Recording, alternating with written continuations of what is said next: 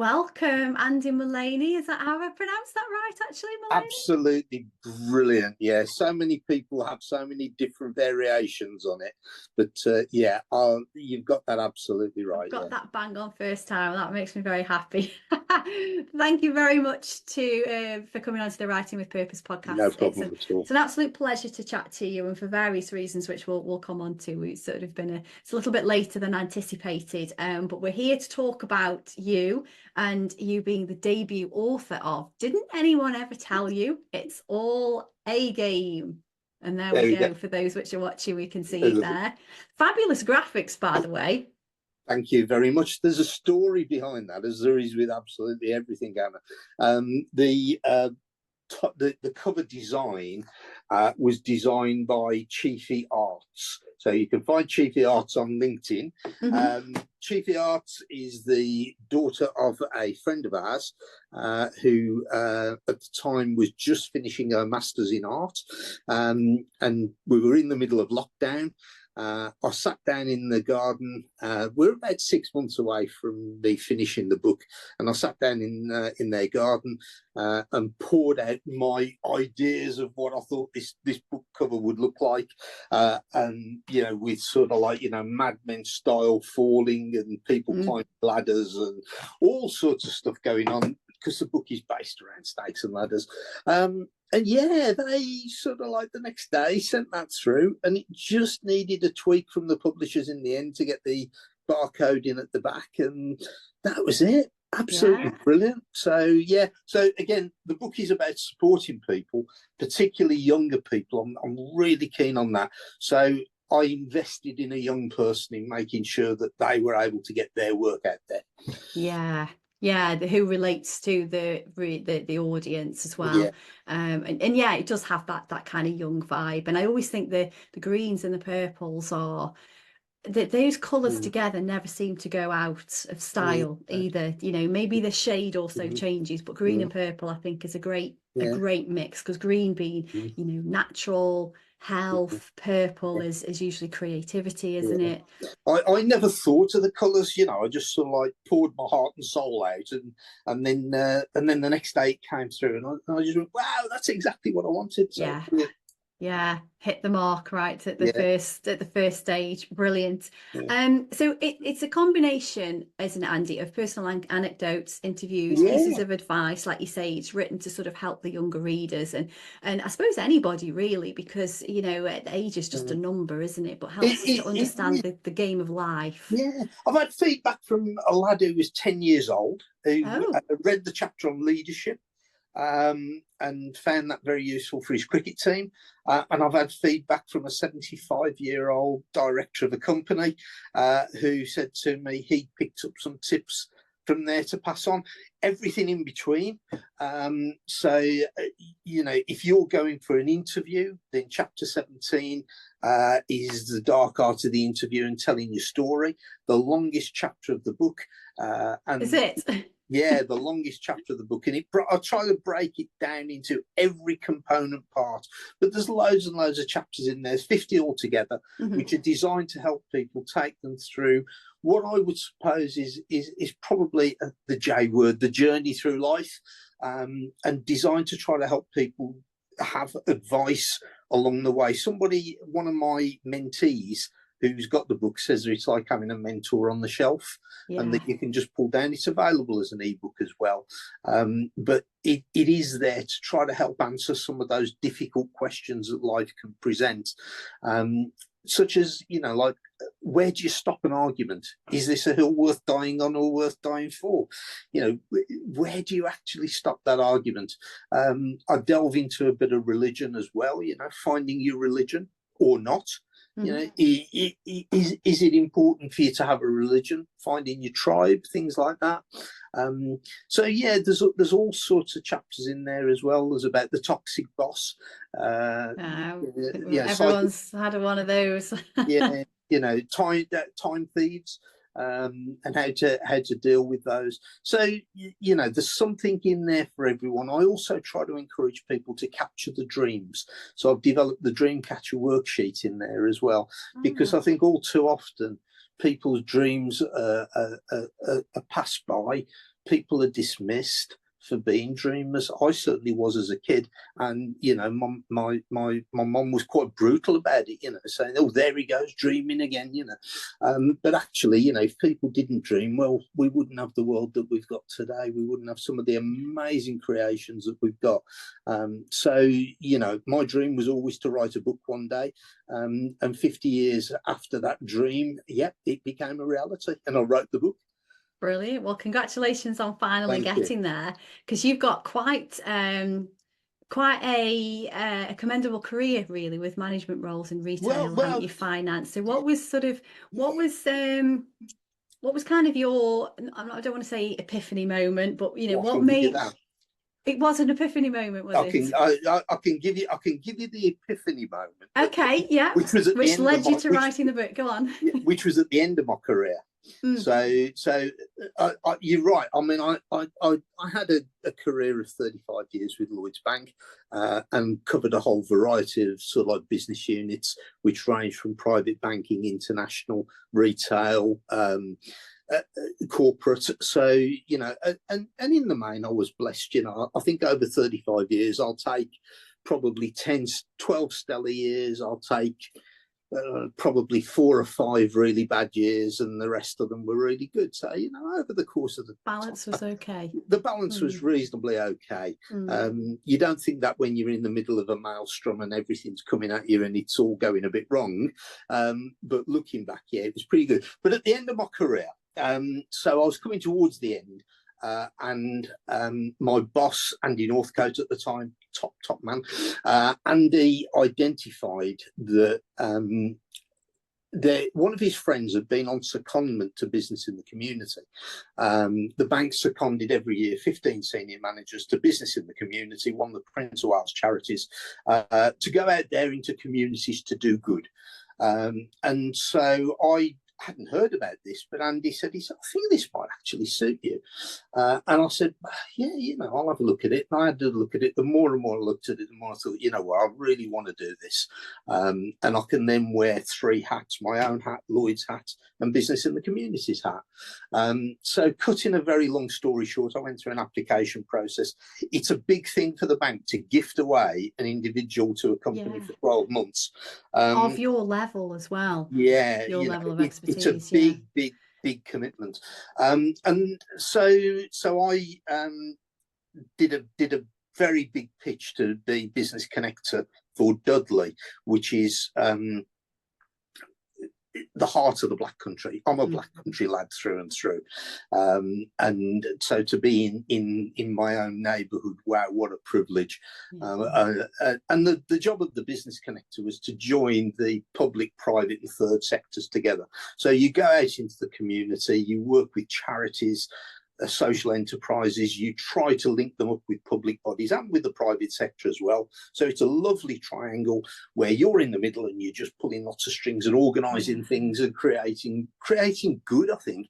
And that was kind of like the epiphany, where after a couple of days, I suddenly sat back and I went, wow, so this is how a community works. And I thought I knew. I hadn't got a clue. I didn't know what people did. I'd made the rich richer and done a pretty good job of doing that. But what I'd never done was actually get deep into my own community and start to understand what volunteering really is. Yeah, you know, I'd done give and gain days and all of those sort of things, but I'd never really properly got down in amongst social enterprises, down in amongst volunteering, and got to understand that. And wow, it just totally changed my life and changed my outlook. So I went from being, I suppose, what you would call somebody who was on the road to, I suppose, a pretty good retirement, really, where I could just put my feet up a little bit, go and do what I wanted to do. And actually, I sort of thought, you know what, I kind of need to do a lot more. So instead of winding down my career, I wound up. Yeah, your time wasn't then. Yeah, and I just threw myself into it, heart and soul. And we created an awful lot of value, some legacy projects that are still going on today. And it wasn't just around fundraising, it was around the connections. And I now feel, and I call myself a connector, people still come to me and go, Who do you know, Andy? Andy, you know somebody. And that is absolutely wonderful to be able to do that and join people together, and to be able to give my time and to give myself back to other people. I mean, only 2 weeks ago, and we'll talk about probably my illness, but I was presenting to the board of the hospital that's looked after me recently, about my treatment and how absolutely amazing it's been, and the privilege of being able to do that. Now, would I have done that in my previous life? I don't know. Possibly not. Yeah. Possibly not. I possibly hadn't got that ability or that desire to give. But now, wow, that's burning bright inside me. Do you think sometimes, Andy, that's because we have to actually go through something, experience something, or be with other types of people, as you say, kind of on the ground in the community with the thick of what's actually going on, and not just in the office and seeing sort of not even a bird's eye view of something, but a pigeonholed view of something. And also I think age helps you to appreciate other perspectives and realize that there's other approaches, issues going on underlying the things that you might see. Do you think you were ready for that? Yeah, I think that's a really good way of putting it. Yeah, I was ready. I was very receptive to it. I think the job that I was doing, I knew I could do standing on my head, really. But I think it absolutely was time for me to create a new perspective for myself and to find that, and to be embraced as well. It wasn't just me going out there, which wasn't easy for some people. I mean, can you imagine? You know, you're sort of like going into an organisation, a charity, or a social enterprise, and you go, "Hey, I'm Andy. I'm a bank manager by trade." And everywhere goes quiet. And people someone come from the other side. Yeah, you know, so, okay. Because banking, thanks to certain people, hasn't had the best of reputations when the organisations totally forgot who I think they lost their centre.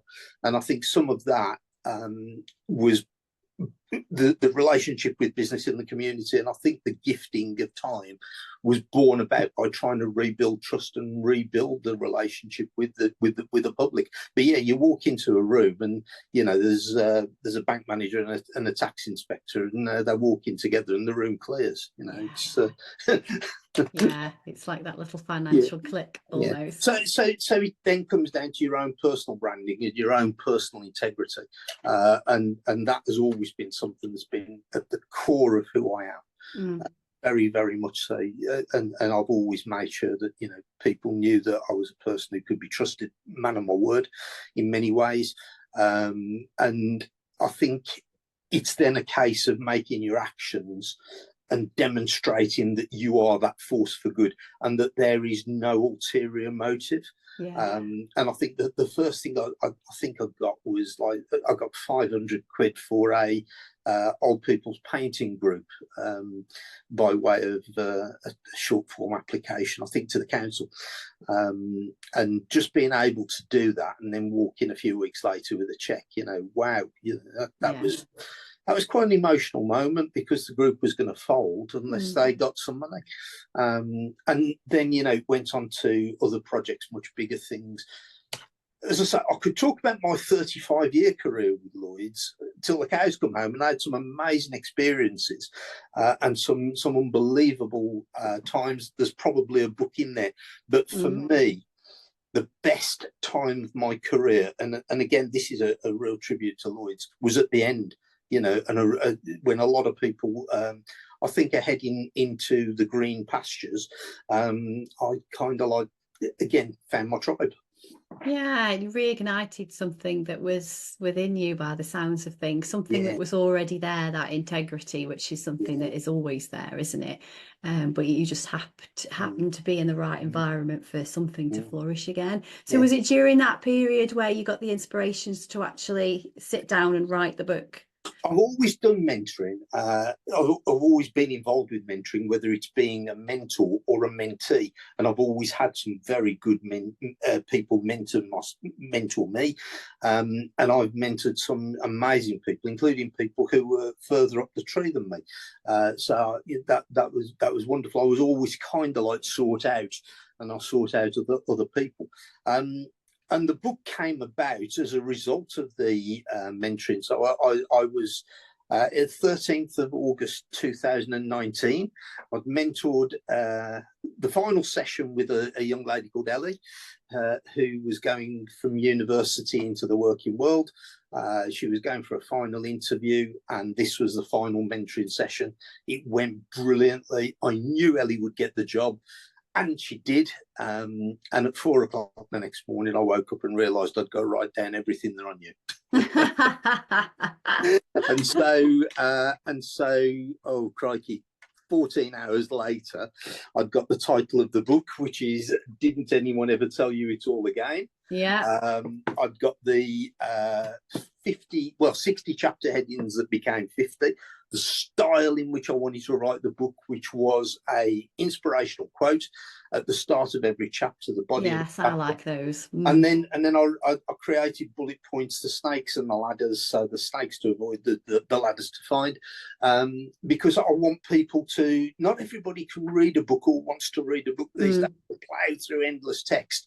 So I kind of wanted to give people a taster as well, so that they could read the chapter in a bullet point format and then go back to the main body if they wanted. There's also a couple of things in there like the Dreamcatcher worksheet. There's an awful lot of detail in there about adjectives that you can use in a job description. So I think I put 250 down in the table.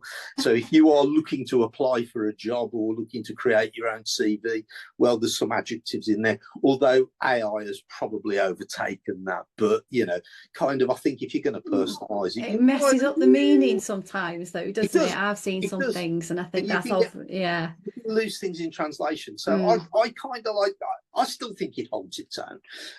But as I say, and so the challenge then was writing it, because within 14 hours I'd got everything down.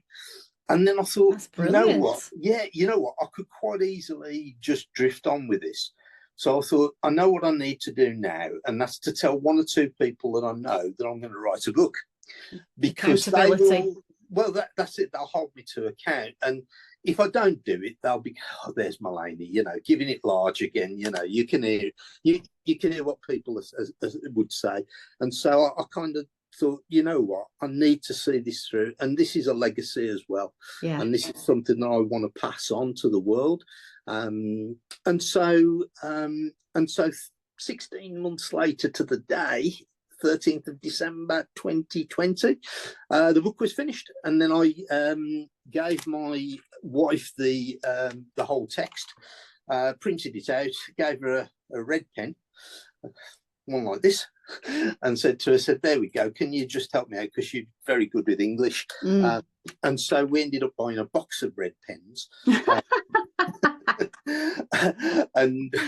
And then I'd already done some research as regards who I wanted to publish the book. And so I then came across Troubadour. I was going to ask you about them. Yeah. I've got a little book, a pamphlet of theirs about self-publishing. Yeah. So I'd urge anyone who's thinking about writing to just download this, but this is the hard copy. And basically, they were just absolutely brilliant. So they've been fabulous. Yeah, I feel like I'm a client, and I used to do major on this in the bank, where I used to say, I don't want customers, I want clients, because there's such a big difference. A customer will transact, and a client will just basically go with not only your advice, but they'll bring other people in with, they feel valued. Yeah, there's more care involved and communication and interaction. I know what you're saying. And they're not price driven. And so, but Troubadour have just been brilliant. So they did a couple of edits for me. I had a budget that I wanted to set aside. So So yeah, they did a couple of edits, and then we ended up going to print. We did an ebook as well, and so 7 months later, the book was available, and that's it. And it's gone into reprint. I've given it a big push on LinkedIn. I've done some events. I've used it to raise money for charities as well. So we've raised over £1,300 so far. Congratulations! Well, thank you. And I kind of. I've just got an appetite to do even more now. So this financial year, I'm supporting Kaleidoscope, which is a mental health charity in the West Midlands. And then for the next 2 years, I'll support the hospital that I've been at. And I donate 50% of everything that I make from the book. So as an author, we don't make very much money from books. I make enough just probably to cover the printing costs. Yeah. But as I say, I kind of I want to use it as a vehicle to give and to give back to other people. And that's the essence of kind of where I'm at, really. Yeah, and it's a theme that you've sort of touched on with that, talking about your career and then doing the secondment and then doing this and then the mentoring, because I read your LinkedIn post this morning about how you'd gone to see Gladiator 2, and then you referenced the echoes, didn't you? What are your echoes and those little ripple effects? So you're creating all of these echoes now through eternity. Yeah. So what you're putting into place really with the book, and then some of the foundations that you've done with the charity and the mentorships that they are all impacting other people's lives that are then going to impact other people's lives, and this can just be perpetual, can't it? It's kind of ongoing. And because you are a volunteer ambassador now, aren't you, for Troubadour as well? So people can phone me up and have a chat with me and converse with me about whether or not writing publishing is right for them, really, and what the journey is and how they go about doing it. So I've had people who I've spoken to who have been at concept stage, so they've been at that very, very early stage, right the way through to people who wanted to publish. I had a chat with a guy a few months ago who he'd written a book, he wanted to publish it, but he only wanted 30 copies printed. And that was because he only wanted it for his family. He wanted 30 copies of his story for each member of his family. And then I've had a conversation with somebody else who said, so how many thousand copies do you think I should have printed to start with, Andrew?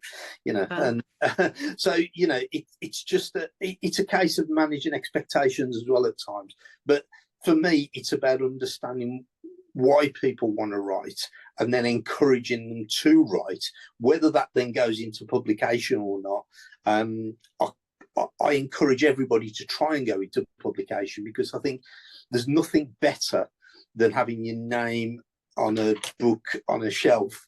And for me, that 7-year-old lad who went into Long Lane Library in Halesowen and always wanted to write a book and always wanted his name on a bookshelf, and 50 years later achieved it, I can't begin to tell you just what that meant to me. I've spoken to a few people, and this general consensus is that when you write a book, you write for yourself first, and then you write for you either tweak that and then write for the reader, or great, it gets published and then the reader then benefits. Absolutely. It's therapeutic and also cathartic to be able to get that out in the first place. Absolutely. And I think the kind of one of the last books that I've read was A Life in Tales by a guy called David Roberts. This was sent to me by a really good friend of mine, and he said to me, along with several other people who've sent me books, I've got a bookshelf behind me which is bending under the weight of the people have sent me. That's a good book. It's a sign of a good bookshelf, that is. But Graham sent me this book, but a friend of his who he sits next to at the rugby, who's written his own book. And David, who I've never met, I don't know, but he's lived a really interesting life. He's lived in Ukraine, married a Russian lady. He's lived in Ethiopia and all over Africa. He's lived a very, very colourful life.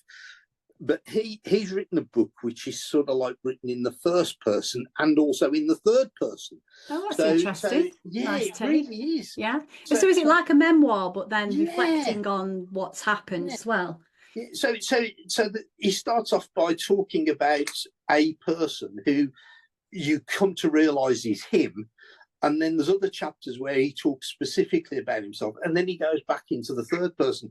And David has clearly written this book for himself, but also you come to realise that he's also written it as part of a life lesson as well. Yeah. And he's included some of the things that he hasn't done particularly well. And I did that with my book. I kind of like put some of the things in that I wished I'd have done a bit better.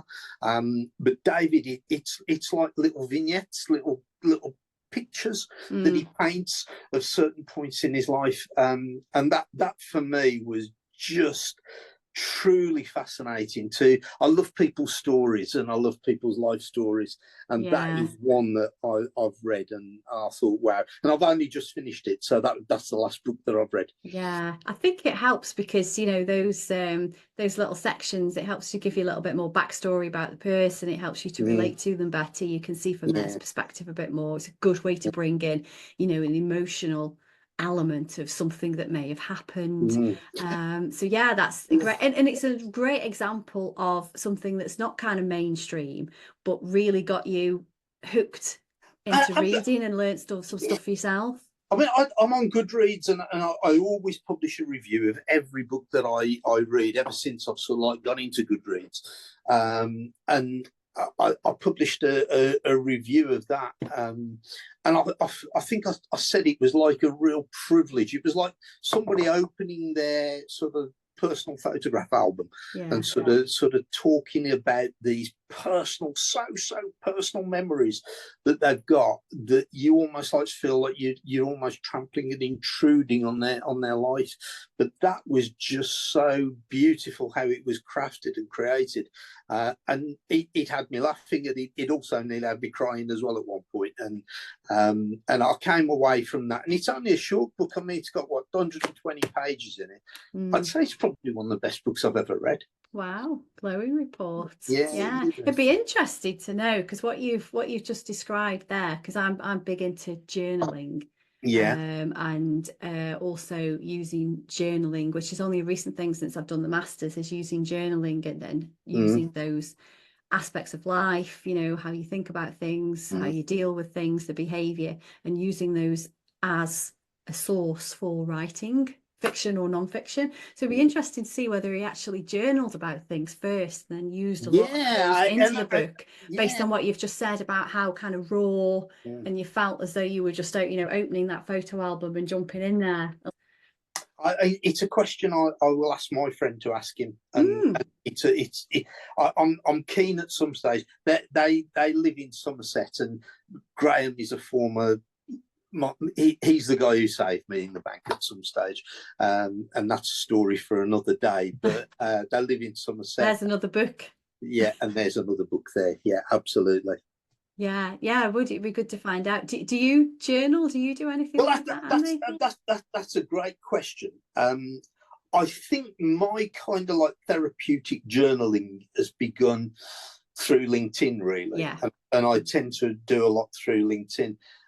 So, you know, as you know, I was diagnosed with bowel cancer in 2024, in May, operated on in July, after going through diagnosis, and then going through a really, really difficult operation that the consultant said was one of the toughest ones that he's done, but amazingly came out without needing radio or chemo. So, you know, wow, you know, God has been good.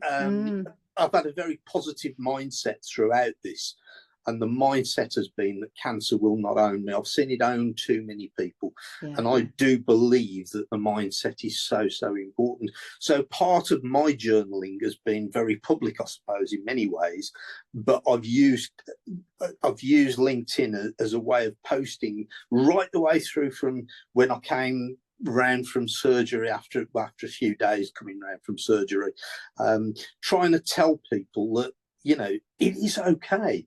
But please look out for the symptoms. My only symptom was fatigue, and that was all I'd got. And it turned out I'd got a 3-inch tumor in my, you know, in my colon. It was just about fatigue. But what I've tried to do is I've tried again to embrace some of those things that I learned as a business connector through business in the community, and that is to be as open as you can about giving your time, your knowledge, your expertise to be a force for good. And I'm trying very, very hard to do that. So I will continue to keep posting unashamedly, but hopefully to make something of a difference. And that's the way that I kind of journal.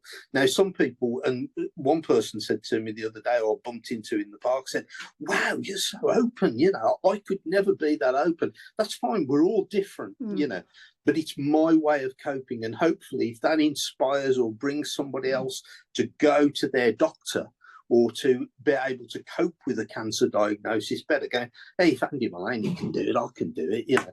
Well, actually, you know, fantastic. But I want to create this wave and this force for good, so that cancer is a bully, and it just bullies people. It bullies your mind. It did my mom. It's done my best friend. It's done so many people that I care and love, and I've loved, and it's taken them from us. It's not going to bully me, and I hate bullies, and I'm going to out it as much as I can. Yeah, and you can actually see the passion in as you're explaining it as well. And yeah, good on you. And I think, yeah, everyone deals with things in their own way, and even if it's just somebody, you know, staying up to date with your posts and reading it from the outside, they don't have to be engaging, but they're taking something from it and giving them encouragement, determination, inspiration. And really that's what any form of writing does. Whether we do it for ourselves, we can, you know, we can work on that sort of positive mindset, that strong mindset, that resilience. We can do it in the private pages of a journal. We can share it with other people. We can get more people involved in that, you know, having those lesson learned, encouragement. Or we can share it as a form of fiction. But the fiction, you know, most forms of fiction have an element of that lived experience from the author in a story anyway. So they're just embellishing it in a different way. The message is still there, maybe not quite as raw. But yeah, no, good on you. Good on you. And journaling, as I say, for me, it is very, very important for people to be able to articulate the thoughts. I mean, I've recently, I'm not ashamed to admit that I have to have some counselling as well to cope with being Andy, you know, as we all do. This isn't all sort of, you know, just like easy to do. But I do have a counsellor who is a mentor, really, and she encouraged me the other week to put my thoughts down in an area that I was particularly struggling with, and then to hand it over to her. And she's just kept it, and it's almost like I've let go. And that was really, really powerful, really good. Yeah, just having that release of you writing it down, it's that's a technique similar to you know, writing a letter to somebody, or your, you know, your elder self or your younger self, and then you don't have to do anything with that letter, but just the fact that you've been through the process and you've written it has been cathartic, and you gained something from it. So I did that with my dad when my dad died, and you know, I think it was a few years later, and I was still, I hadn't gone through the grieving process, and somebody said to me, you know, why don't you write him a letter? And what's the point in that? You know, I talk about it in the book. You know, what's the point in doing that? You know, he's not going to read it. But that wasn't the reason, and I kind of got it. And again, that was another 5 o'clock in the morning and 17 pages of A4. Yeah, and it's about finding what works for you, isn't it? And you've just said there as well, another key point, you know, 5 a.m. in the morning or after you've had that last mentor session with Ellie, was it the student? That you just it all sort of flows, and that's all part of any writing process. Really, it's about finding your space, your time, your inspiration, what keeps you in flow, and just kind of rolling with that. And that's different for a lot of other people. I heard somebody speak and she'd had lots of different counselling for something traumatic that had happened in her life. She didn't go into details about what it was, but she said none of it worked until she met up with a friend, and this friend she was a short story writer, so 1,000 words, and she set these prompts and a task for a few people to write a short story, and this lady focused on her trauma and wrote this short story, and that was the thing that did it for her. So that was the sort of release that she needed, was just making it into a story. And she said the feedback she got from people was, "Oh, that's so, that would never happen. How did you make it sort of, so lifelike and real?" And she was like, "Well, actually, it did happen." But that was what worked for her. So yeah, it's about finding the route for you. If you were to give people, Andy, 1 or 2 tips about something that they wanted to share, whether they wanted to write a book or share something to get things off the chest and move on, what tips would you give? 2 or 3 top tips. It's a great question, as well as it being in the book, for sure. The first thing I'd say is literally just write, and don't be afraid of the page in front of you, because that page and that empty page or that empty screen can be quite daunting. Don't set yourself a word count limit and say, "I've got to write 3,000 words today," or something like that. You just can't suddenly switch on that tap. You have to find that sort of kind of moment when it happens. I think of that post I did this morning about Gladiator, and think about that. But you can't suddenly switch the tap on. It's very, very difficult to do that. So I would also say as well, do not edit as you go along. Do not delete one word.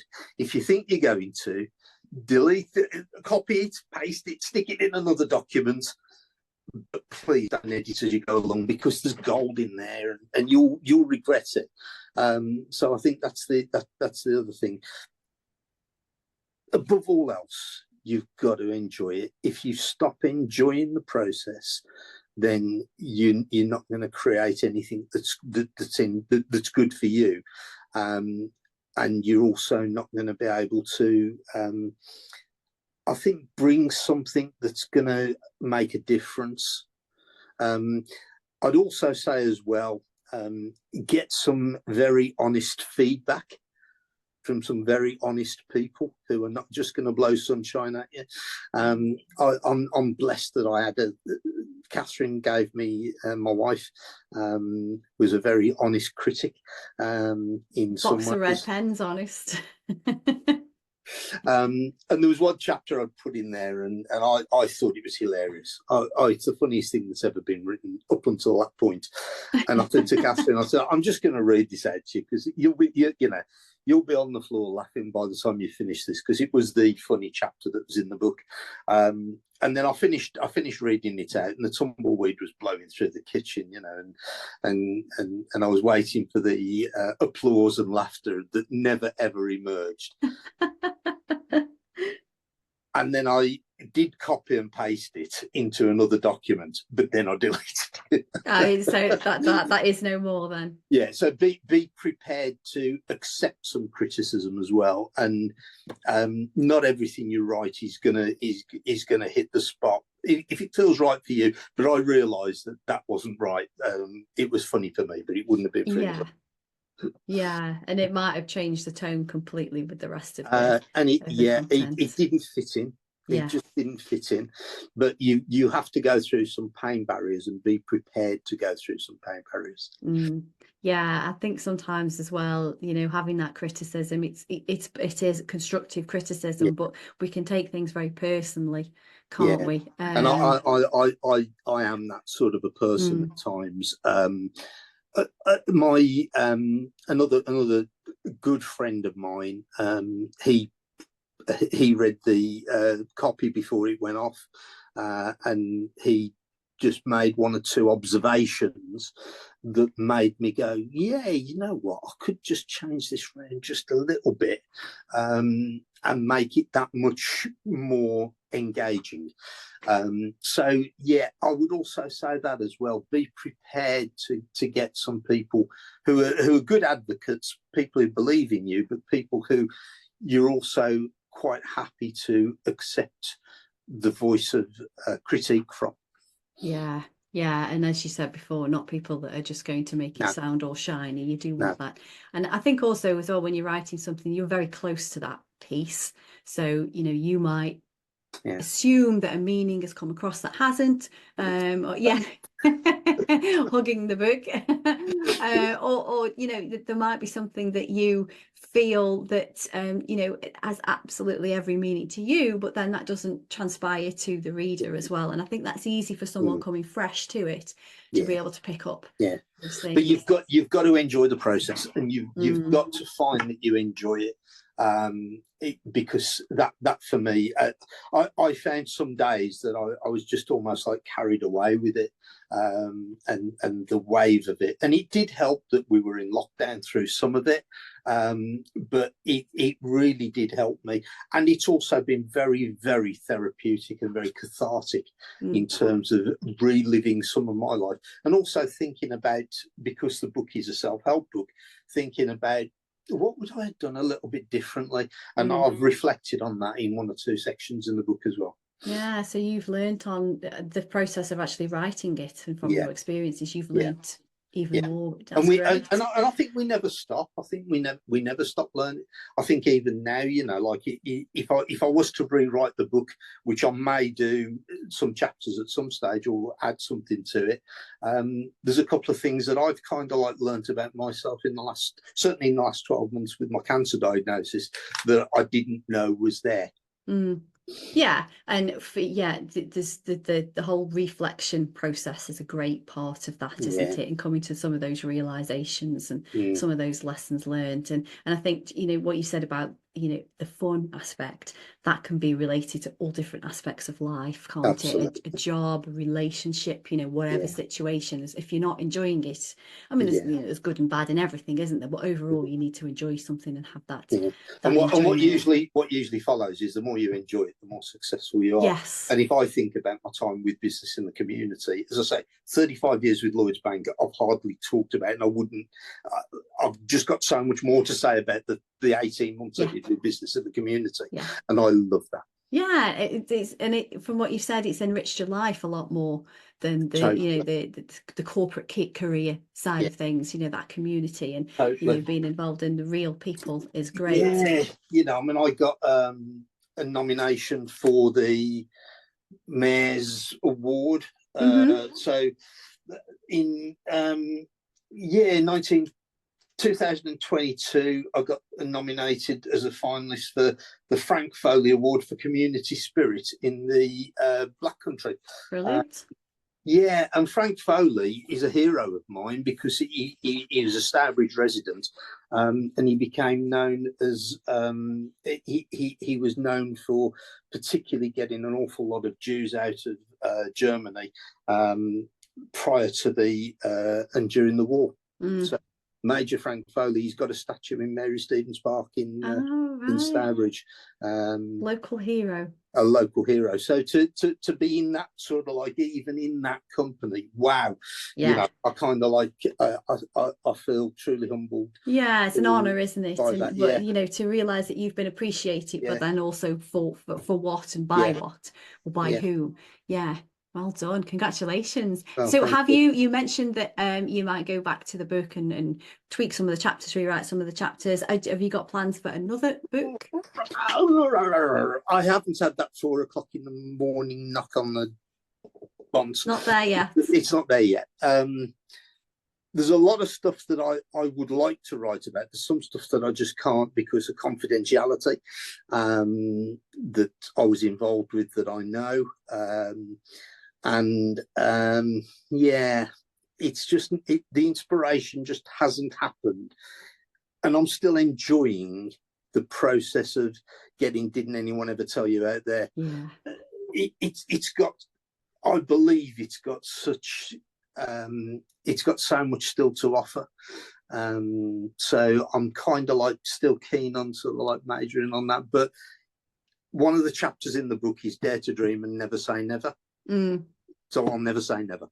Yeah, no, great. And that's a great philosophy to live by, I think. I'm a believer that everything happens for a reason, and that you should you should always embrace every opportunity that comes your way. And I think that's something that I've not lived by for quite a lot of my life, and I'm trying to do now, because as we get a little bit older, we realize that times is ticking away a little bit, and enjoy things while you're able. And you've done you kind of testament to that over this last year. And when you say you haven't had that 4 a.m. wake up yet, you've had a lot going on this year, Andy. You've had to concentrate on other things. So that's it's very true. It's been but equally, I'd also say as well that there's a quote from Michael Douglas that I use sometimes on LinkedIn. Cancer didn't because he had prostate cancer. Michael Douglas, the actor, and he says, cancer didn't bring me to my knees, it brought me to my feet. And I kind of I've lived off that, because wow, that is me. That is, I just I want to fight it. I want it to come up to me in person, but I want to actually fight it. You'd have a boxing match with it. Yeah, Get it in the ring. I'm not a physical fighter, but I kind of despise it that much, So yeah. Yeah, but you're absolutely right, and it's something that we can all learn from. I mean, it's 1 in 2 people, isn't it? Yeah, and what's interesting is that figure was 1 in 3 before COVID, and now somewhere along the line it's gone down to 1 in 2. I find that quite staggering. That's interesting. There are so many people now who you come across who are going through this, and that's why again I feel that sense of responsibility in the same way that I do about passing the baton on to the next generation through the book. I feel that same sense of responsibility to be able to help other people who are facing the challenge of cancer. Yeah, definitely. It is interesting statistics, and I think as well, with everything that's going on in life now, we're so much more stressed, we're so much more stretched, and those sorts of emotional impacts on us affect us physically as well as mentally, and just the whole sort of modern way of living. We need to slow down and look after ourselves more. I think there's not only that, and I think this desire for perfection is really sort of like something I'm coming to understand even more. And I think society and social media and all sorts of pressures are coming on people to try to be so perfect. You've got perfect teeth. You've got to do this. You've got to live a certain way. Part of the joy, and I look back in terms of the joyful moments of my life, sometimes have been around what I would call the perfect imperfections. The times when things haven't exactly been brilliant, but my goodness me, it's been really, really good. And in that learning, you create your own form of perfection. Yeah, that's a nice way to look at it, because there is no such thing as perfection, really, is there? No. Otherwise, we would all be exactly the same, and that would be a very boring world. It would be Valley of the Dolls, and we can't go there. No. So what is next for you in 2025, Andy? It's a great question, and I've turned 60 this year. Congratulations! I turned 60 on May the 1st, 2024, and I'll be 61 May the 1st, 2025. So I kind of like am in that sort of like decade of my life where I've got to smell the roses more. And that's advice I used to give to my customers my clients who were heading into retirement. And I used to say to them, please smell the roses. And it's just so important to not miss those little moments that mean so much. It could mean a walk in the countryside. It could mean going and visiting friends. It could mean almost anything. Going for a cup of coffee, as I'm about to do soon with Mrs. Mullaney. But that moment is just so special. I'm going to be doing a little bit more mentoring. I'm working with a couple of guys, Dave Rogers and Mark Village. We've got a brand that I kind of like. Again, this was a 4 o'clock in the morning moment. And they are still coming then. Yeah. You know that by the emails that I sent to Dave and to Mark. And I said, look, you know, we're authors. We've all been in business for 100 years. And we've all got these different talents. Why don't we just try and put them together and see what comes of it? So we ran a workshop in February, I think it was 2024, and we had like 15 leaders from different parts of society come, and we raised a bit of money for charity as well in amongst it. Realised we got something that was pretty good, and then I get diagnosed with cancer, so that had to get put on hold. We'll be doing some more of that and developing that more. I'm working with a couple of companies on a little bit of stuff as well, but you know, just doing a little bit of what I want. But the priority for me is going to be, as well as going to the Hawthorns and seeing the album with my lad, which I love doing, is spending time with Mrs. Mullaney and getting out there and you know, just as I say, smelling the roses. I'm keen to do that and force myself to do it. Yeah, it's a great outlook. I think just the smaller things in life, all the ones that generally are a little bit more pleasurable, it's people spend too much time trying to chase after the big thing, you know, the big asset, and then sometimes when they get it they realize that's not what makes them happy. And little coffee, nice for you, you know, the sunshine, spending time with people that you get on with, like-minded people, you know, you put the world to rights, you come up with ideas. Perfect. I look back on some of my, you know, most wealthy clients I used to look after, and I used to look after some which included household names, clients, people who, many of them were very unhappy because the wealth hadn't made them, it hadn't created the life for them that they wanted. It actually brought them more pressure and more problems. So, you know, it is sometimes about just stopping, taking stock, thinking, why am I actually doing this? And finding the fun, making sure you enjoy yourself along the way. And there's another plug for the journaling, because if people journal, they would realise what would make them happy more so. Absolutely. So how, if people want to get in touch with you, Andy, if they want to learn more about your little trilogy that you got set up with the guys, mentoring, guest speakers, your book, what's the best way for people to reach you? Best way to get hold of me through LinkedIn, Andy Mullaney. There aren't many of us, in the words of the song, there's only one Andy Mullaney. There are more on LinkedIn, but there is only one of me. So there's Andy Mullaney. You can get hold of me at a.mullaney@sky.com. Goodreads, through the publisher. I did have a website that's now closing down because, to be quite honest, most people reach out to me through LinkedIn. Perfect. Well, we'll include those details in the show notes, links to the profile, the book. I've got something up here which I think is actually it is an old event, but the Ignite, Lead, Transform, which is yourself, Mark Billage and Dave Rogers. So there's more of that to come in 2025. That's something that we are very, very keen to develop. We're doing some work with in fairness to Mark and Dave, I can't say we, because I've been totally out the game, but they've been beavering away in the background just to keep the wheels moving a little bit, so that it's good to go for me when I come back.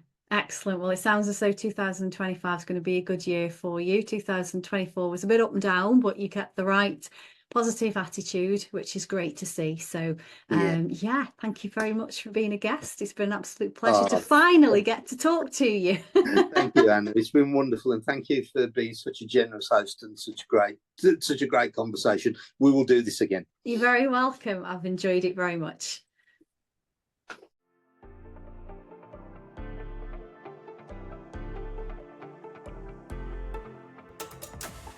Thank you for listening to today's Writing with Purpose podcast.